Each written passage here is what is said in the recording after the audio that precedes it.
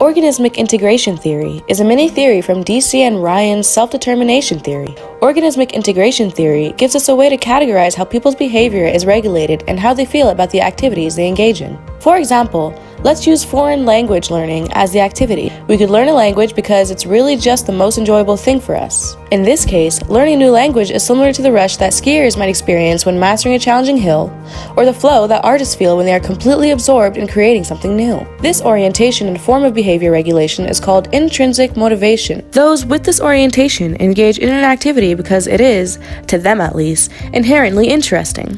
However, not everybody feels this way about language learning.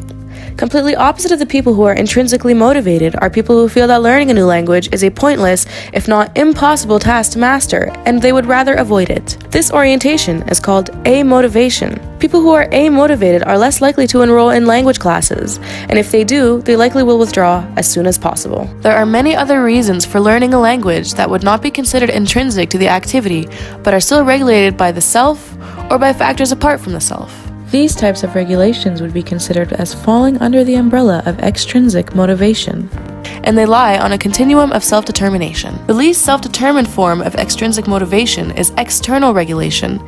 In this case, people or circumstances external to the person regulate and impact the behavior, perhaps through a reward or a punishment, a carrot or a stick. An example is when a student studies a language solely to meet a program requirement. Compared to external regulation, an orientation with a little more self-determination is introjected regulation. Here, a person self-administers the rewards and punishments. For example, they may feel guilty or ashamed if they gave up on what they feel they should be doing. They may also learn a language to feel pride since they can speak the language better than others. As you can see, this form of behavior regulation serves to protect and promote the ego in response to internalized pressures. For these reasons, we say that introjected regulation is a controlled form of regulation, even if self-administered.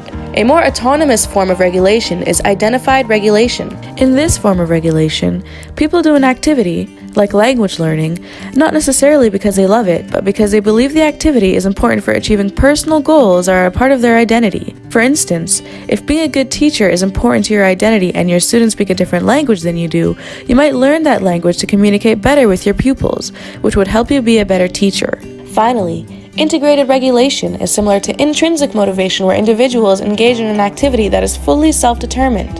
The activity, language learning, can become completely internalized into a person's sense of self and integrated with their identity and values. In this case, using the language is an expression of their sense of self.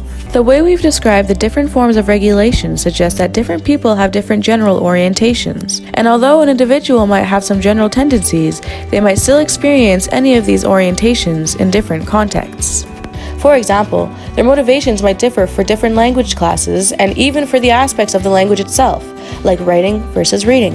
Moreover, people's orientations can change over time. For example, initially we might take a language class to meet a program requirement, but eventually as we become more competent, autonomous, and connected with others, we might internalize language over time until it is fully integrated into our sense of self.